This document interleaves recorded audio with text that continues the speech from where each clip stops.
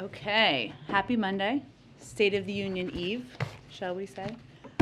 Okay, I just wanted to start off and highlight some of the ongoing assistance. Obviously, we made a number of announcements over the weekend to get everybody up to speed. We have some charts to give you all the specifics in case that is helpful.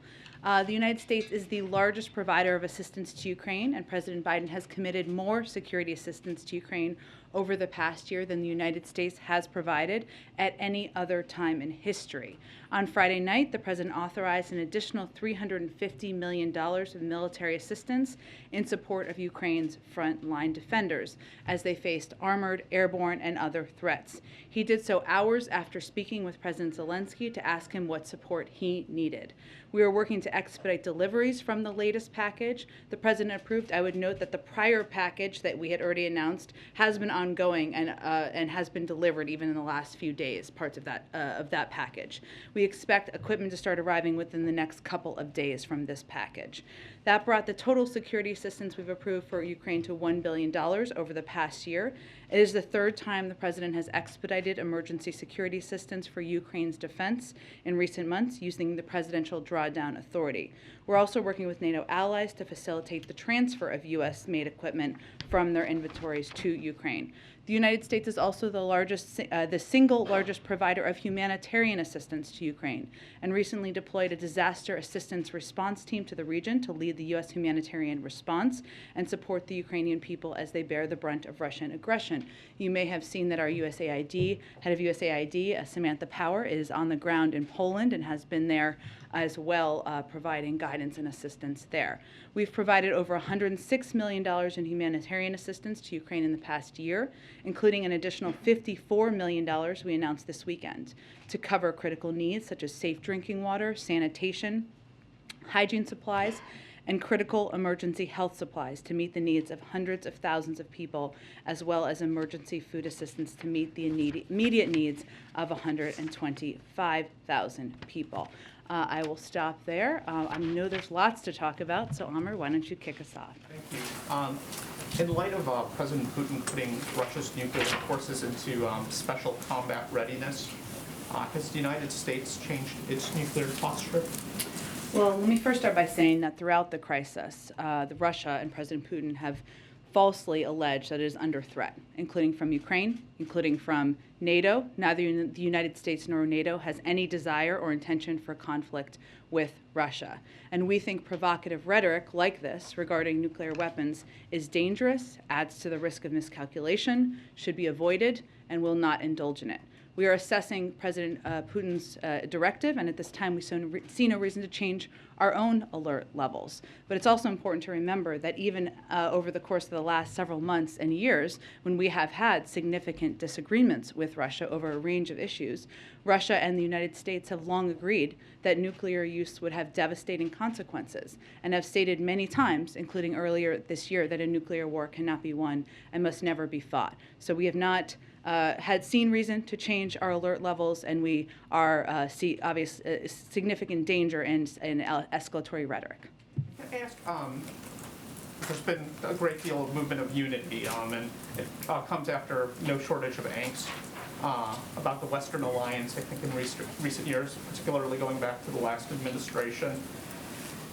Is the president going to use this moment, though, to push NATO members to get on track with that 2% of GDP on defense spending? Well, President Putin has been one of the greatest unifiers of NATO in modern history. So I guess that is one thing we can thank him for. But I would just look at, Amr, some of the announcements that have been made even over the last couple of days. One, the president has always been an advocate and a supporter of countries abiding by the 2% component. He was a supporter of that back when he was vice president, where, for history's sake, there was a great deal of progress made before the last president even took office and talked about it.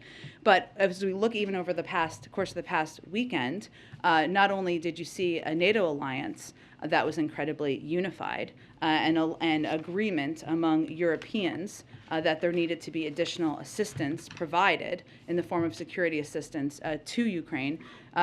But you saw a number of countries take steps that they had not taken in recent history. Germany has historically not sent weapons to conflict zones. This weekend they changed course. Sweden also has not sent arms to countries in active conflict.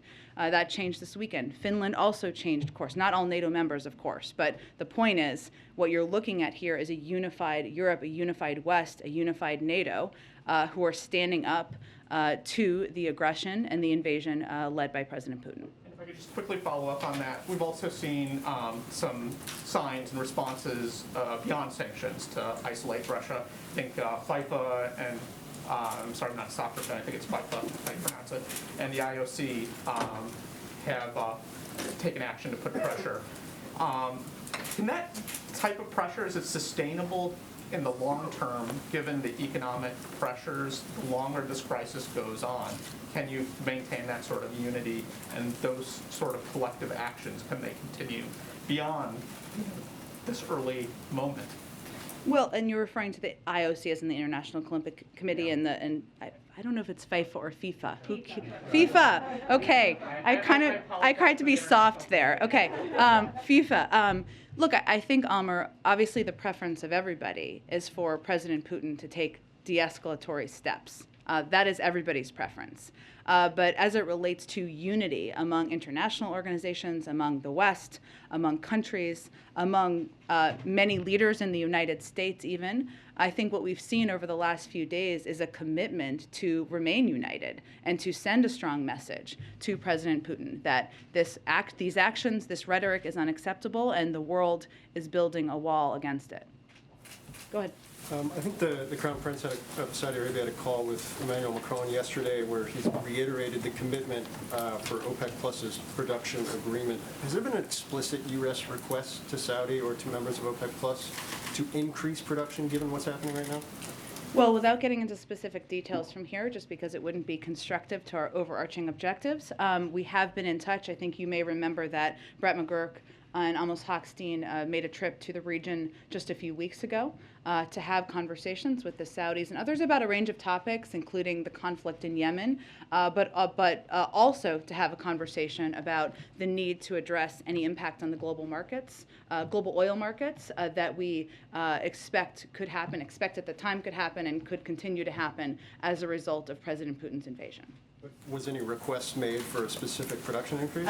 Again, there has been an ongoing discussion about steps that we can all take as a global community to address any volatility in the market. And then given, I think, the speed and scale of the ramp up on the sanction side of things over the course of the last 72 hours, does the U.S., European allies have a threshold for which they view if you cross this, it would be viewed as an act of war by President Putin? As in, how do you calibrate your actions in terms of response and what may be coming back? Well, he's already in a war, committed an act of war, invaded a sovereign country. For NATO countries or EU? Oh, you mean for NATO countries to act further in terms of further military steps or further sanctions? If you game out, game out what a response would be, given the scale of the sanctions package that was unveiled, is there a line that if we do this sanction or if we go this far, then that would for sure draw a response directly towards the U.S. or towards the EU from Russia? Well, if you look at the significance of the steps we've taken to date, including the announcements over the weekend about cutting off major financial banks in Russia from the SWIFT banking system, we have continued to escalate and build in close coordination and alignment with the Europeans. Unity is a top principle for President Biden as we take steps forward. That doesn't happen on its own. It doesn't happen by accident. It happens as a result of a lot of conversations, diplomacy, and hours by the president and others on his national security team behind the scenes. But the other piece, just to get to the core of your question, that we very much weigh is maximizing the impact on President Putin, the Russian elite, the economy, while minimizing it on the global markets and the American people. So as we look at steps to take, I mean, even if you look at the impact on the energy sector, you know, we have taken steps. We have not taken some steps on energy sanctions. in part because we weigh that. That doesn't mean they're off the table. They remain on the table. But Europeans, for example, are very concerned about further price spikes on gas in particular. Their prices have gone up 335% over the last year and 26% over the last 5 days. So sanctioning energy would affect Russia's income stream. Certainly that would be a reason to do it, but it would also have extreme consequences on the world energy markets, particularly for our allies in Europe. So I use that as an example because we have to weigh all of the factors as we weigh whether to take additional steps. We have additional steps we could take, but we consider all of those factors as we make determinations. And the last one, just real quick, is the Biden administration considering following what the EU and Canada did and barring Russian flights from the U.S. At any point? I don't have anything to update you on that front at this point in time. There are obviously a range of options that remain on the table. So it's not off the table, but I don't have anything to announce and no decision made.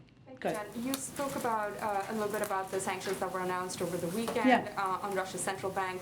How long does the U.S. Anticipate keeping them in place? I mean, is there sort of a time frame there? Perhaps you spoke about Russia considering de-escalatory tactics, or maybe announcing a ceasefire, or is there sort of a broad time frame that the U.S. is thinking about? Well, let's hope that's the discussion we're having. Obviously, right now, President Putin is continuing to take escalatory steps. So we're not at that point of having that discussion. We hope that's one that we will be a part of. Okay, so for the time being, there is sort of no discussion on perhaps putting an end to the sanctions that have been put in place. Well, I mean, President Putin and the Russian military is moving toward the capital of Ukraine. And there are hundreds of thousands of refugees leaving the country because he has invaded a sovereign country. So, no, I would not say we're talking about reducing sanctions at this point in time. And sorry, one quick question on President Zelensky saying he wants to be a member of the European Union. We did see some comments come in from the EU over the weekend saying they are a part of us. However, this morning there were some conflicting comments again from the EU saying, there are sort of discussions among EU members about, whether such a decision can be made. What is the U.S. Position on Ukraine joining the EU? It's up to the European Union. We're not a member of the European Union, as you know. If they did consider taking Ukraine in, would you support that? It's up to the European Union to make that decision. There's a process, and of course we support the aspirations of any country to join any organization and the decision of that organization to make a decision.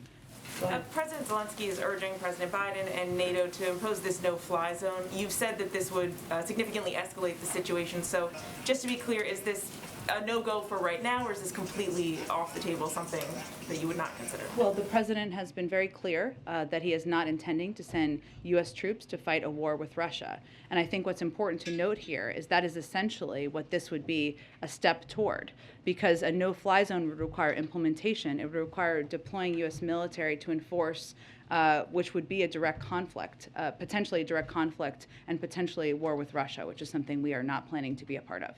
And on Vladimir Putin, you've said you're not going to assess his mental state, but the president has said he knows Putin well. They've talked a few times over the last several weeks and months. Has the president himself noticed or commented on any change that he's picked up on in Putin's demeanor or tone? I don't have anything, any more assessment about the president's view of President Putin's mental acuity to state from here. There's no question outside of that, we'll leave that to others, that what we've seen from President Putin, whether it is escalatory rhetoric as it relates to nuclear capabilities and nuclear intentions, something that is in direct conflict with something President Putin himself and the Russians committed to, had an alternate, committed to something else just a year ago, or whether it is the speech he gave last week where he questioned the sovereignty of the country of Ukraine at all, or the actions he's taking right now. Those are not actions of a global leader that should be treated with respect on the global stage.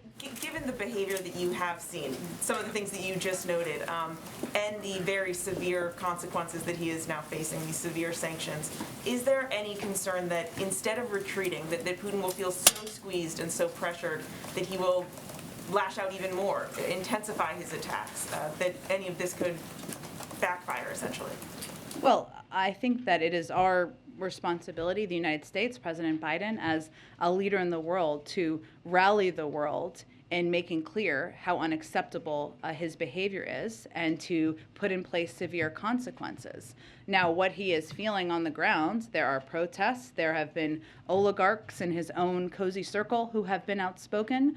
And obviously, the pinch is being felt significantly in the Russian economy. Even if you just look at the fact that the market was closed today, the ruble has been plummeting. So those are the ways that he is feeling this. He has a decision he can make to de-escalate, and certainly we would welcome that decision. Go ahead. Thanks, Jen. Does the White House believe it is possible to say whether Ukraine or Russia are winning this war right now? I don't think we're going to make an assessment of that from here, but what I will reiterate is something we have said in the past, is that President Putin and Russian military have made clear that they have every intention of taking over the capital city. While there has been a greater pushback in the country than they may have assessed to begin with, and I know my colleagues at the Department of Defense have spoken to this, the Ukrainian military, President Zelensky and others have fought courageously, have fought boldly in this moment. They are continuing to proceed, continuing to move towards the capital. So I don't think their ambitions have changed. What would Putin have to do to get these sanctions lifted? Would he have to agree to a ceasefire? Would he have to pull all of his troops out of Ukraine? I'm not going to make a prediction or assessment of that from here. If he starts to take de-escalatory steps, I'm sure we can have that conversation. How great is the concern, this is sort of building on Mary's question, how great is the concern that these sanctions are so punishing that essentially Putin will have nothing left to lose and no off-ramp? Well, the sanctions are punishing so that they will inflict significant consequences and change the outcome at the end of the day and de-escalate at the end of the day. That is what they are intended to do. And then you were talking about a no-fly zone over Ukraine, but I know officials have been discussing the possibility of imposing a no-fly zone for Russia over the U.S. Where do those talks stand right now, and what are the pros and cons to doing something like that? Well, no option is off the table. I don't have anything to preview for you in terms of a decision or anything along those lines. I would note that there are a lot of flights that go over that U.S. airlines fly over Russia to go to Asia and other parts of the world, and we factor in a range of factors. And then finally, what's the U.S. doing to reduce the possibility of nuclear war? Well, I think, one, we are not escalating our own rhetoric. Two, we are certainly assessing what President Putin's comments mean. But as I noted a little bit earlier, we have not changed our own posture. What we are trying to do is reduce the tension, take the tenor of the rhetoric down, and make clear that we have seen this pattern in the past, which is posing threats or suggesting through misinformation of sorts that there are threats posed to President Putin in Russia that don't exist. Thanks, Jen. There are reports of illegal cluster bombs and vacuum bombs being used by the Russians. If that's true, what is the next step of this administration, and is there a red line for how much violence will be tolerated against civilians in this manner that's illegal and potentially a war crime? It would be. I don't have any confirmation of that. We have seen the reports. If that were true, it would potentially be a war crime. Obviously, there are a range of international fora that would assess that. So certainly we would look to that to be a part of that conversation. And then the new aid that you just laid out at the beginning here, the Post reported over the weekend that this aid will not include Stingers, that it would likely come in a future batch of aid. What is the reason for that? I'm not going to get into specifics of what is in the military package. It is a combination of ground and airborne defense capabilities, and obviously we have provided those in the past, but I'm not going to have more details to outline for you from here. You mentioned that this next batch is going to be coming in the next few days. Why so long? I mean, days doesn't sound like a long time to us, but... The package that we had already announced continues to be delivered. So we have expedited the plans for delivery of this new package. And then on the nuclear rhetoric we've been hearing from Putin, does this influence at all the upcoming nuclear policy review?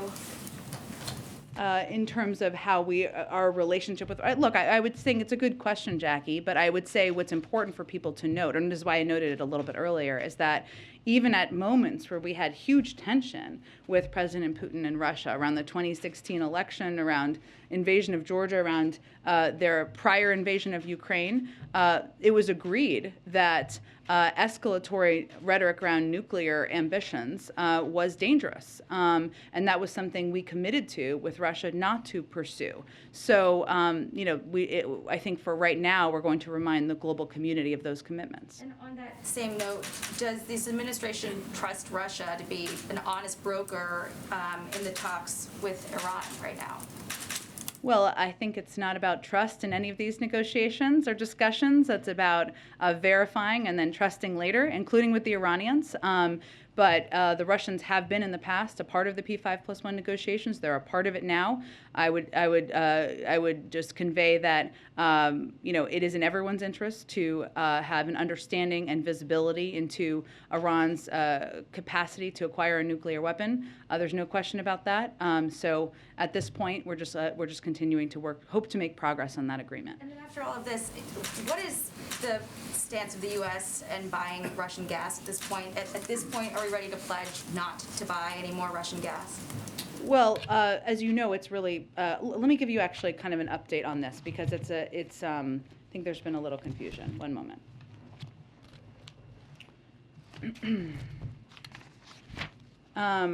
So as it relates to Russian gas, U.S. government doesn't dictate where the U.S. market sells our own oil and gas products, nor where it acquires crude or refined products for domestic consumption. This is all up to the private sector, other than exceptions like countries under sanctions. So the U.S. refiners currently importing Russian products are largely legacy refinery operations tooled in Hawaii and Alaska for certain supplies because of geography, and imports to the Gulf, both of certain refined products and of crude, as refiners in the Gulf mix crude supplies to meet the needs of their particular refinery designs. There have been companies, obviously private sector companies, who have made decisions and announcements, and we certainly applaud that. So, can you just explain, though, what you laid out at the beginning? Because I'm a little bit unclear. You just in layman's terms, we are not going to be making any policy from the U.S. government that would prohibit the sale or the purchase of Russian gas, then, because it's not something that we already do? We haven't ruled out that, but I think what I wanted to convey is what is accurate about what happens now and how it currently works. Go ahead. Jen, thank you. Staying on that topic for a moment of oil and gas, you have said nothing is off the table when it comes to releasing more reserves, more barrels from the Strategic Petroleum Reserve. Where are those negotiations right now? Is the administration closer to moving forward with that, given the sanctions and what we're seeing? I don't have anything to preview for you on that front. It remains an option on the table, and obviously it would help meet any supply issues in the marketplace. There are conversations that we've been having with global partners, and obviously we have our own Strategic Petroleum Reserve stockpile to tap into. Can you characterize if you're closer to making a decision on that front, though, given what we are seeing and obviously the global impact of these very harsh sanctions? It has remained on the table. I just don't have anything to predict for you at this point in time. Okay. Just a short time ago, the president was asked by our colleague here if Americans should be concerned about a nuclear threat. He said very firmly no. Can you explain what gives him that confidence? Because, as I said a little bit earlier, while we think provocative rhetoric regarding nuclear weapons is dangerous and adds to the risk of miscalculation and should be avoided, which we're not going to indulge in, we are continuing to assess President Putin's directive, and at this time we see no reason to change our own alert levels. We've also seen throughout this crisis, President Putin falsely allege that they are under threat and use that as a predicate for taking more aggressive action. So we assess, we have our own capacities and capabilities here, but nuclear war cannot be won. And what everybody should be doing around the world is taking steps to reduce the rhetoric, reduce the tension, and that's certainly what our objective is. One breaking news development that I wanted to ask you about, the U.S. has expelled 12 diplomats, 12 Russian diplomats. The Russian ambassador just said a short time ago that that move was a hostile step toward Russia. Can you give us the thinking behind the decision? And again, following up on some of the lines of questioning that you've already gotten, could there be a backlash to this step? Is this escalatory? Well, let me first say that today's action has been in the works for several months. The United States informed the United Nations and the Russian mission to the United Nations that we were beginning the process of expelling 12 intelligence operatives from the Russian mission who had abused their privileges of residency in the United States by engaging in espionage activities that are adverse to our national security. So it takes some time to make those evaluations, and that, again, those actions were in the works for a month. And your response to the Russian ambassador who called this a hostile act? I think the hostile act is committing espionage activities on our own soil. And Jen, just finally, on the issue of refugees. Yeah. You have also said, you were asked by my colleague earlier today, whether the administration would move to give refugees from Ukraine protective status. Can you give us a timeline for that? These are people who are suffering, and they want to know what the answer is.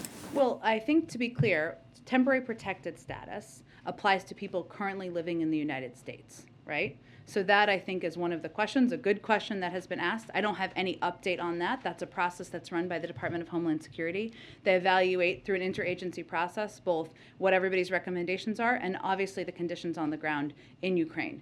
The second piece is whether we would accept refugees. Yes, we would.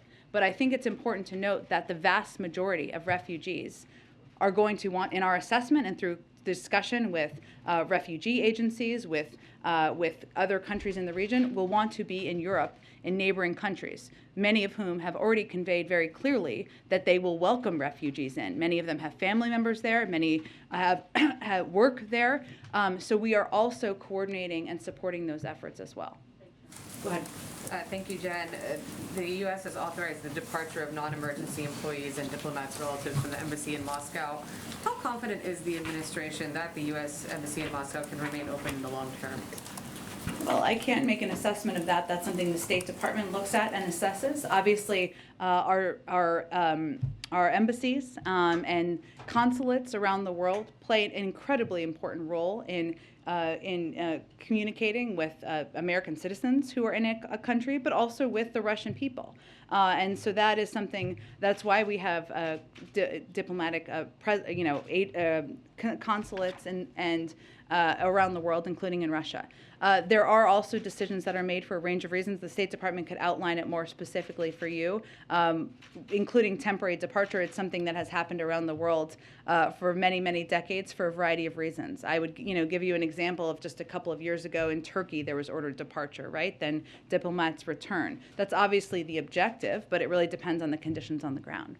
And what level of concern is there for the safety of American citizens who are living in Russia? Is there concern that they could face retaliation in light of this conflict? Again, I would point you to the State Department. They do assessments and they give clear guidance to people who are on the ground and what their recommendations are for their security. I would note that one difficulty right now in Russia because of these sanctions is of gaining access to U.S. currency and using banking cards, and that is a hindrance for many people who are living there right now.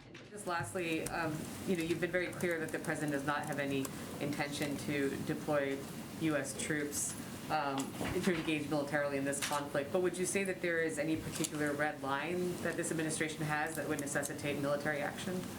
As in sending our U.S. military into Ukraine? The president has no plans to send U.S. military to fight a war in Ukraine against Russia.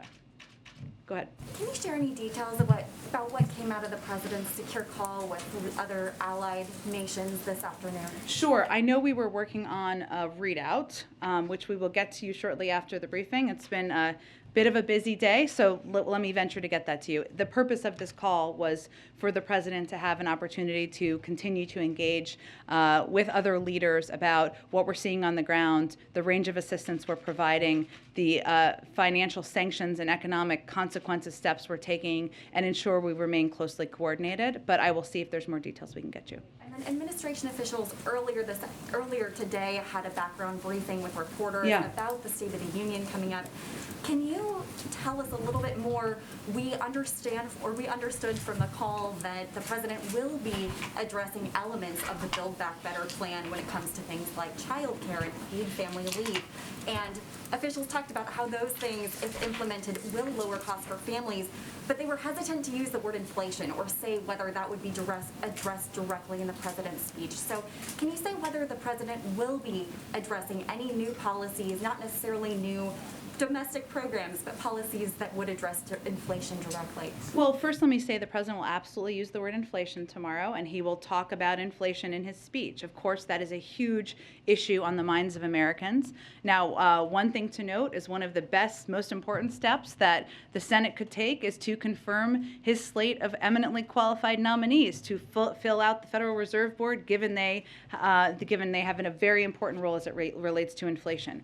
But I think what you will hear the president talk about, and I think this is what they were talking about on this call, is how we're going to address costs for the American people and lower costs. And we talk a lot about inflation in here. Economists talk about inflation. The Federal Reserve talks about inflation. Hugely important. How people experience it is what it means for their pocketbooks, for their budgets, for their bank accounts, and how they're paying for things. And that's why a lot of what you're going to hear about tomorrow as he talks about it is how he's going to reduce costs.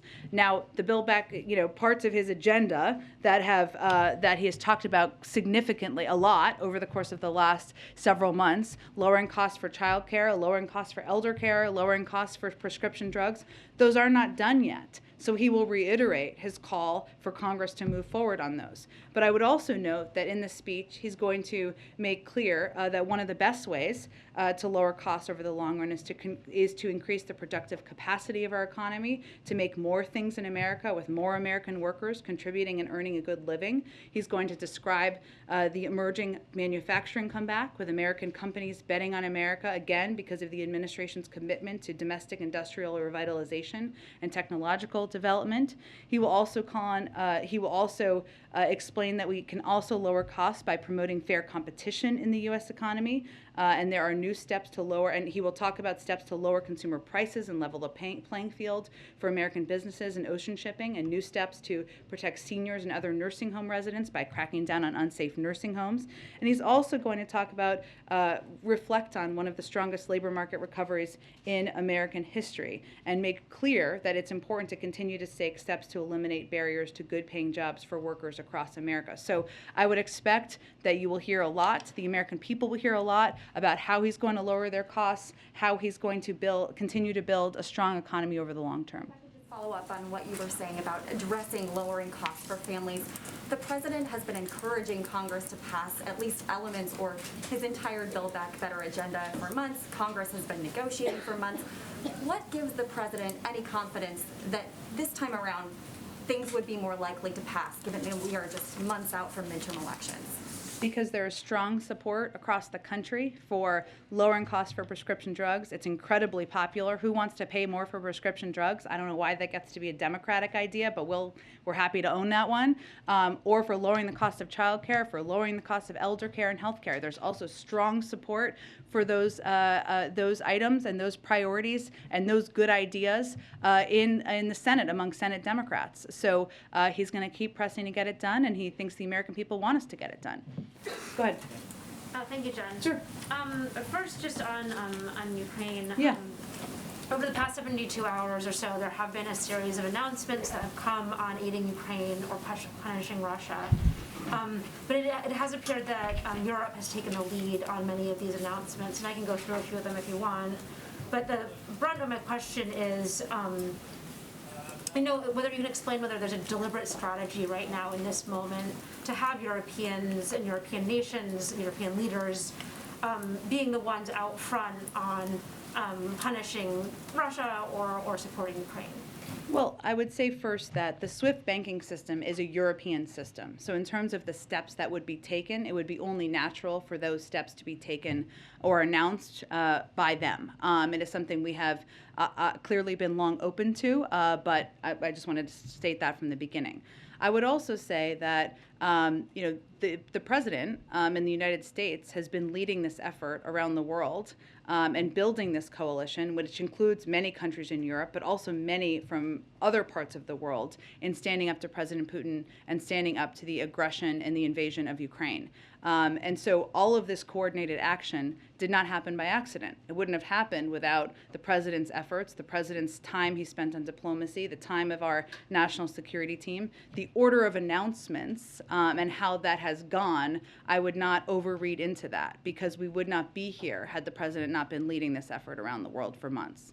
I think you just saw, over the weekend in particular, this sort of onslaught of news and sort of changing posture in Europe, and the president was not present at all in the sort of, living rooms of the American people.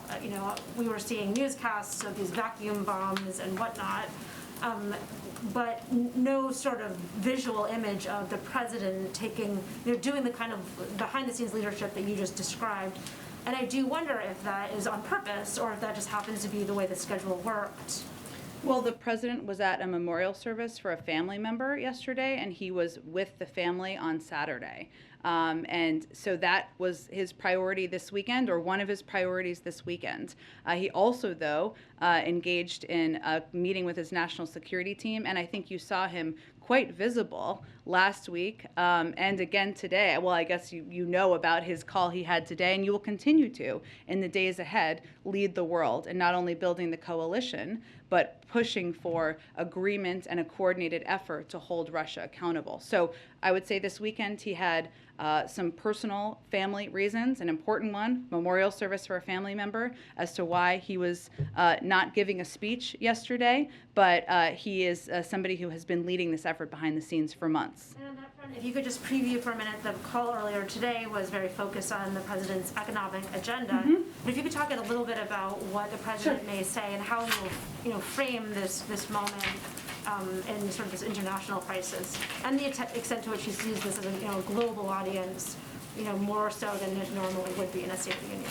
Sure. Well, first I would say that there's no question that this speech is a little different than it would have been just a few months ago. And there's always national security in every State of the Union speech, but every State of the Union speech also reflects a moment of time.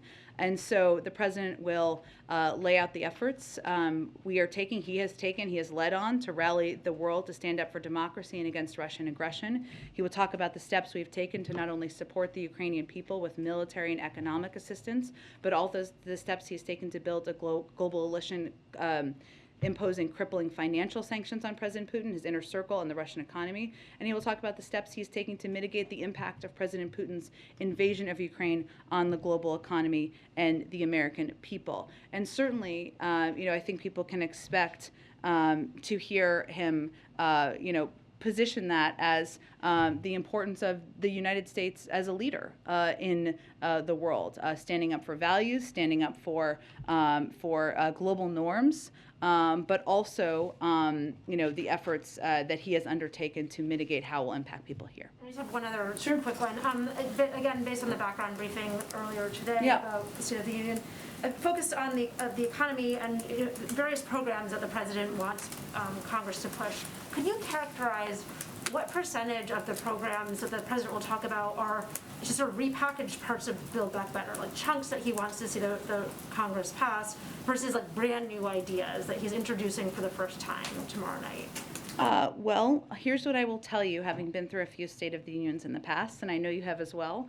They don't get longer, they get shorter. Nobody wants a 2 or 3 hour State of the Union. I don't think anyone in here does. So I just don't want to preview more at this point in time. You can certainly expect to hear him talk about some call on Congress to send bills to his desk that deliver progress on ideas that have historically been supported by Democrats and Republicans. Some of those are economic, and some of those are in other areas that could just impact and help communities across the country. And you will certainly hear him call, as you touched on, for a continued effort, a redoubling of the effort to move forward on steps that will reduce costs for the American people in these key areas of childcare, healthcare, prescription drugs. So stay tuned for tomorrow night, but we have a lot of hours between the speech, and I'm sure we'll have more previews between now and then. Thanks, Jen. Just staying on the State of the Union Yeah. topic, can you talk a little bit about what it would look like in terms of masking, or what you expect it could look like in terms of masking? Specifically, is the president, will he walk in, shake hands, will he be wearing a mask when he walks in? Well, he will certainly not be wearing a mask when he's speaking. I have not talked to him yet about whether he's going to wear a mask when he's walking down the aisle, but it has been announced, I think, that it's not required, and certainly he will abide by that, but I will see if there's more. We can report out to you on that later today. Was it important to the president that masks come off before the State of the Union? Is there a message that he hopes to send with that news? Well, I would say the president is very powerful, but he couldn't make us be in the green zone that we're in right now in D.C. That's why we are not required. We're not going to be required to wear masks starting tomorrow. So I would say that for him, it had nothing to do with the timing around the State of the Union. He wanted to give the CDC the time to assess and make recommendations that would be clear to the American public about what their recommendations would be for mask wearing moving forward. Can I ask one question about the Ukraine, on Belarus? Yeah. Can you talk about the Belarus situation and aiding Russia? Are there additional actions that the United States is considering? Just speaking of SWIFT, there's been some reports that Europe is considering or looking at kicking Belarus out of SWIFT. Is that something, is the United States part of those discussions? Does it support that type of action against Belarus? I don't have anything to predict on that front at this point in time, but what I will say is we've already taken steps to put in place sanctions on some leaders in Belarus, some of the military components. Certainly we could build on that, but I don't have anything to predict at this point in time, but we certainly are a part of those discussions. Go ahead. Thanks. One of the topics, I know you don't want to get into stuff that might be cut, but you guys have said many times that the Chinese have at least tacitly supported Putin's moves into Ukraine. Is the president going to call out the Chinese for that behavior, or President Xi Jinping, or what you guys have been trying to get the Chinese to do on helping with Ukraine or helping with Russia on this crisis? Is he going to mention that at all? I would say this speech is more about the unity of the vast majority of the global community in standing up against President Putin. It's more about American leadership in this moment. And it's more about even unity here and standing up against the aggression of President Putin into Ukraine. I would say on the Chinese, what we've said generally is that it's important at this moment for any country to be vocal and speaking out against the actions of President Putin and Russian leaders in this moment. What we have seen from the Chinese last weekend, or I guess the weekend before that, at the Munich Security Conference, they reiterated their support for the territorial integrity and sovereignty of Ukraine. We saw them abstain from the UN Security Council vote.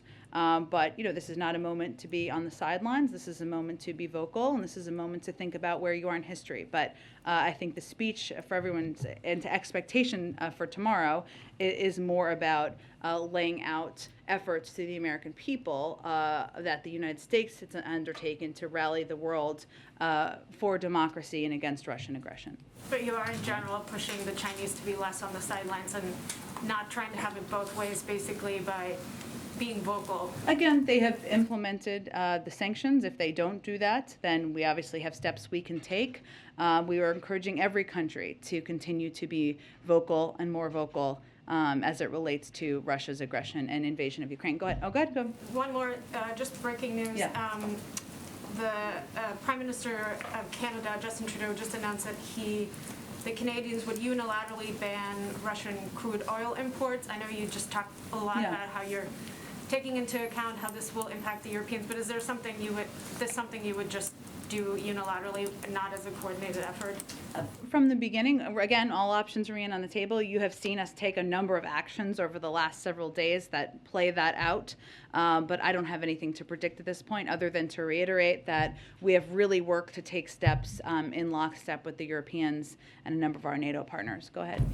Thanks, Jen. On Friday, you said this is not a moment where diplomacy feels appropriate. The French president talked with Putin hours ago. So have the discussions between the Russian and Ukrainian delegations changed, or how are they influencing President Biden's stance on having leader-to-leader discussions? We're a few days out from that. Nothing has changed in terms of this president's assessment of having a conversation or engagement with President Putin. As we said before, we're not ruling it out ever. It just is not the appropriate moment or the moment for the United States president to have a conversation with the president of a country invading a sovereign country. That's our view. Other countries make their own decisions. In terms of the engagements or discussion between the Ukrainians and the Russians, I'd really point you to the Ukrainians to get more of a readout from that. There have been reports that those will continue. I would point you to them to confirm whether that is the case, and I expect we will be in touch with the Ukrainians as we are nearly every day. At the beginning, you kind of outlined all of the support being given, not just by the United States, but other countries who typically have not done so. But I wonder if the administration has any concerns about how President Putin will use that as an excuse to escalate and possibly attack NATO allies, considering his warnings about the West getting involved in this crisis. Well, I think it's important to step back and remember who the aggressor is here. The aggressor is President Putin. The aggressor is the Russian military at the direction of President Putin into a sovereign country. The world is standing up against this aggression, and he is feeling the impact already of the financial sanctions and consequences.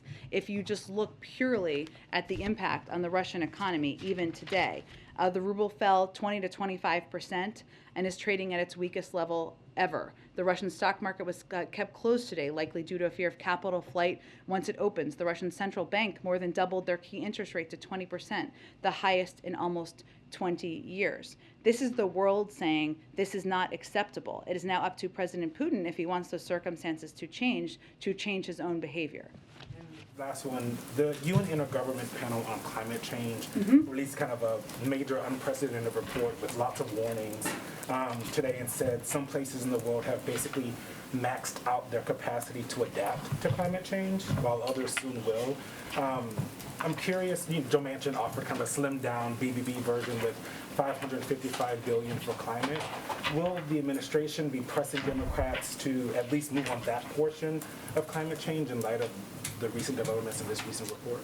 Well, I would say first the president agrees absolutely that we need to do more. That is why that he has been such an advocate for historic levels of investment in addressing our climate crisis. And if we had had 50 votes to move that forward, we would have done that, right? So there are ongoing discussions, of course. They are happening a lot on the Hill between members on the Hill. The president remains committed to moving that forward. I would also note that part of what was in that report was the need to bolster adaptation efforts that increase our resilience to the impacts of climate change. And and a couple of pieces that the president has already done, he launched an emergency plan for adaptation and resilience, a whole of government response to help more than 500 million people in developing countries adapt to and manage the impacts of climate change. And he also, the bipartisan infrastructure law, we often forget, not you maybe, but some of us, that it will strengthen our nation's resilience. That's a big part of it, to extreme weather and climate change while reducing greenhouse gas emissions. So we absolutely need to do more. We want to do more, but he has already taken some steps to help address, because we recognize that resilience is something that there needs to be more work and effort on. Go ahead. Thank you, Jen. The administration has been studying for months the impact of the sanctions that were rolled out over the weekend and their potential impact on financial markets in the West. You just detailed what happened in the Russian markets, but I'm wondering if there's been any fallout that's been seen that would warrant government intervention by central banks in Western countries. In Europe or in the United States? In either. Well, I can only speak to the United States. I mean, I think that our effort, and as you noted, we have been preparing and studying and analyzing for months now. As you know, Russia is, I think, our 26th largest trading partner. It's not an enormous trading partner of ours, and we've obviously been taking steps to mitigate any impacts on our markets. We're not trying to tank our markets, to state kind of the obvious here. We're trying to maximize the impact on the Russian economy and squeeze around President Putin. In terms of analysis, otherwise, I would point you to the Treasury Department and European officials. The Pentagon has also said that President Putin and Russian forces continue to advance on Kyiv, that is still the ultimate goal of President Putin. So I'm wondering, with all of the sanctions that have already been rolled out, what else can the U.S. do besides wait? Well, one, we have provided an additional enormous package of security assistance the president announced over the weekend. We have provided an enormous package of humanitarian assistance, and we're continuing to plus up support for our neighbors in the region. We continue to be the largest provider of all of those, and we continue to have the backs of the Ukrainian leadership and the Ukrainian people. President Zelensky has said the next 24 hours are critical, though, so is there a risk that all of that equipment ends up in Russian hands? How do you prevent that? There's always steps the Department of Defense takes to mitigate that, and we take them in coordination with our partners. I would have you speak with them about more specifics. Go ahead. Thanks, Jen. Oh, go ahead. Thank you. I wanted to ask for more specifics on refugees. I know that you told Kristen just now that the U.S. will accept refugees from Ukraine. Do you have a specific number of refugees, and how would you determine that? Well, I would first note that we continue to believe that the vast majority will go to Europe. And so this is different from other conflicts where that has not been the likely outcome. In terms of specific numbers, we do not have that. There are refugee programs that they would have to, of course, apply for. There's a question about temporary protected status, although that applies to people who are not refugees, but people who are in the United States right now. But again, what our focus is on, because we think it will impact the vast majority of refugees, is working in close coordination with our European partners and plussing up our humanitarian assistance and assistance in these countries where they are receiving refugees. I also wanted to ask about voting. Texas has an election coming up, and they're beginning to have people who vote by mail, their ballots being rejected. I know this administration has been very vocal about new voting laws that it disagrees with. Can you talk about what you as an administration are doing to leverage the resources of the White House and of the executive branch to help people get access to voting in the coming weeks, not just in Texas, but around the country as elections get going? So we absolutely can get you a readout of that. I would say, though, that the vast majority of this is going to come from the Democratic National Committee and the political arm, right? So I would really point you to them for more specifics. Go ahead. Thank you so much. I just have two quickies on Ukraine. First of all, with the upcoming ASEAN summit, does President Biden hope to use this summit to shore up support, I guess we could say, in opposition to Ukraine, in opposition to Russia, or however you want to put it? And how does the administration feel about Myanmar's support of Russia? Well, I think for any country, what our message is that it's important to think about where you want to stand on the side of history. And that is how you'll be judged moving forward. And obviously, we are encouraging every country who has not been condemning the actions of Russia to change course. As it relates to the ASEAN summit, which is in a couple of weeks, I don't have anything about the agenda at this point in time, and we're certainly not waiting to communicate. The president's not waiting to communicate with, or our national security team is not waiting to communicate with ASEAN countries about steps they can take to help be a part of the solution here, whether it is providing, we've seen a lot of progress on this front, LNG gas access to European countries that they don't need, or condemning the actions or putting in place sanctions and steps themselves. And then quickly, just on sanctions, every round of sanctions the administration describes as the harshest yet, strictest yet, but President Putin is not responding to these so far. And so what happens next? Do you have anything else in your tool belt? Because, I mean, these all seem very severe, and it boggles the mind as to what more you can do. So what else do you We always have more we can do. But I would say that what we're seeing in terms of the impact on the financial markets in Russia is significant. And I outlined some of the impacts, of course, on the ruble, on inflation, on central bank lending there in Russia.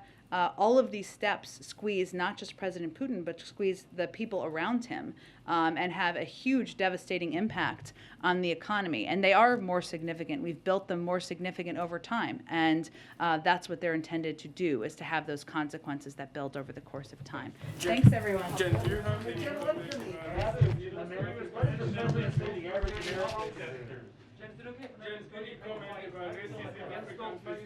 I will see you all tomorrow. Thank you, everyone, very much.